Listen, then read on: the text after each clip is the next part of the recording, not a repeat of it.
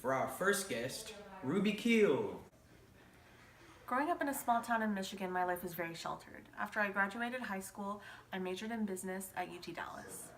I would spend all my nights in studying for my dream to start a business. As I was earning my degree, I took an internship at a local company. Being one of the few women in the location, I was met with constant harassment from my male coworkers and bosses. I eventually graduated, and after I had my daughter, I was desperate to get out of my toxic work environment, out of Texas, so I took an entry-level job in Seattle, Washington. I have a small studio apartment I share with my now 7-year-old daughter. I have since moved up in my company and now travel from city to city. I have a decent and tolerable life, but it's not my dream life. Welcome, Nikki. How are you? I'm doing good. Thanks so much for having me. Of course. Today is our theme, the American Dream. Can you tell us a little bit about your viewpoint on the subject? Well, I believe everyone has their own American dream. For me, I always wanted to have my own business and travel around the world.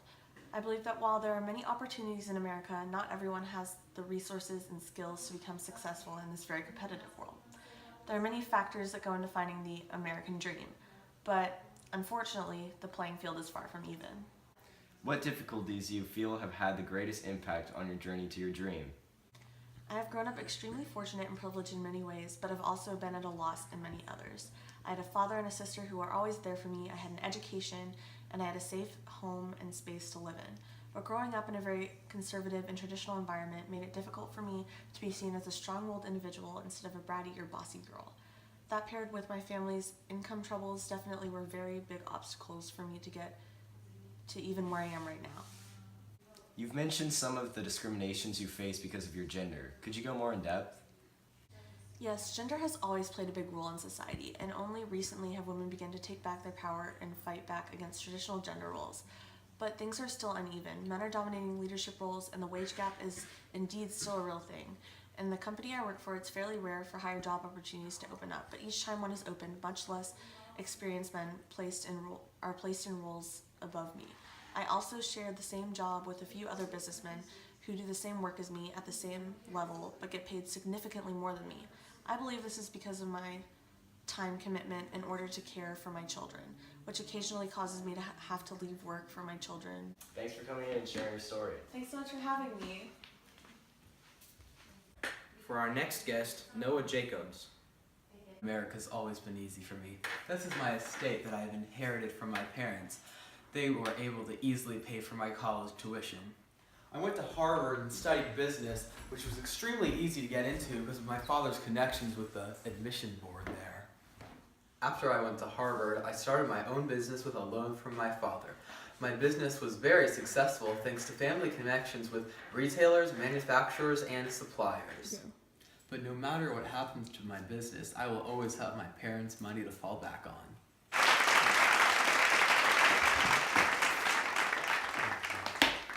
So, how are you doing today, Noah?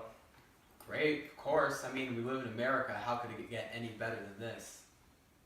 So how do you think it is for immigrants coming into this country?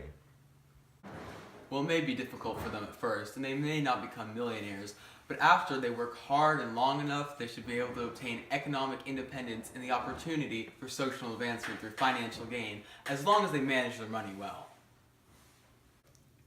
Have you encountered any difficulties on your new journey to happiness in America? No, I haven't. With the help of my parents, my journey to happiness has been smooth and easy. All obstacles that have come my way were very easy to overcome. So would you say that everyone has an equal opportunity to achieve the American dream? Yes, as long as you have an idea or talent, mixed with hard work and motivation, you can be successful in this country no matter your age, race, religion, or economic and social status. Alright, so thanks for coming in today. Thanks for having me. It's been great. For our last guest, Will Anderson. When I was a child, I was born into an extremely poor family where only my mother was present. During high school, I had to work a part-time jobs where my mother could pay the rent on the small apartment we had in a bad part of Fort Worth, Texas. Even though my grades were high and I was accepted into the University of Texas at Austin, I chose to go to community college and study psychology because I knew that I would never be able to pay off the loans I would need to go to UT.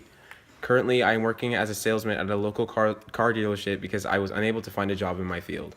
Also, I'm currently struggling to pay rent and provide for myself with my salary. Welcome, Will. Thanks for coming and talking with us. Thanks for having me. So this segment is all about the American dream. Can you tell us what comes to mind when you hear that phrase? That phrase feels like mockery to me. I worked as hard as I was able to in school while working multiple jobs trying to make ends meet in my household. In the end, I managed to get accepted into UT, but even with the scholarships paying for over half of my tuition, I knew it wasn't something I could afford. I did everything I possibly could, but it wasn't enough. So why do you feel like there's nothing more that you can do? I'm a salesman. I don't make enough money to pay for college. Even if I did, it wouldn't be enough to support my family while I was there. It's like a constant cycle of dreaming of a prosperous future and waking up to the reality that social classes aren't easily climbed or even possible to climb. Especially when you're so low down you can't remember the time when you didn't have a paying job. I'm in the same class as my mother, just as my children would be the same class as me. Are you discriminated against because of your race?